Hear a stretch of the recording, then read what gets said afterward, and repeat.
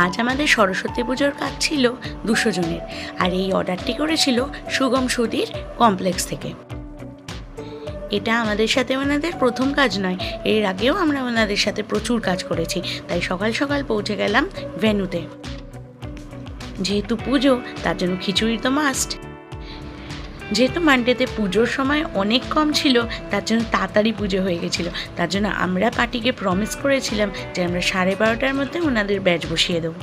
তার জন্য সাথে সাথে তৈরি করে পেরেছিলাম আমরা খিচুড়ি, লাবড়া, আর আমাদের বাফেট টেবিলও তৈরি।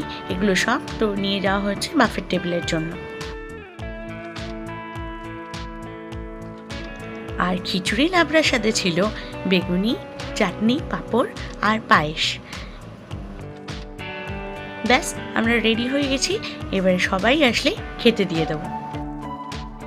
এর পরের ভিডিও থেকে আমি চেষ্টা করব আপনাদের কাছে এগুলো তুলে ধরবার, কেমনভাবে আমাদের ক্যাটারিংয়ে রান্না হয়, কি মশলা ইউজ হয়, কিভাবে রান্না করলে আপনি বাড়িতে সেই ক্যাটারিংয়ের স্বাদ পাবেন, সেগুলো সব তুলে ধরবার চেষ্টা করব।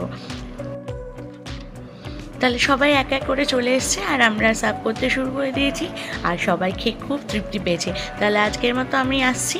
Thank you so much. পাঁপড় আর পায়েস। ব্যাস, আমরা রেডি হয়ে গেছি। এবারে সবাই আসলে খেতে দিয়ে দেবো। এর পরের ভিডিও থেকে আমি চেষ্টা করব আপনাদের কাছে এগুলো তুলে ধরবার, কেমনভাবে আমাদের ক্যাটারিংয়ে রান্না হয়, কি মশলা ইউজ হয়, কিভাবে রান্না করলে আপনি বাড়িতে সেই ক্যাটারিংয়ের স্বাদ পাবেন, সেগুলো সব তুলে ধরবার চেষ্টা করব।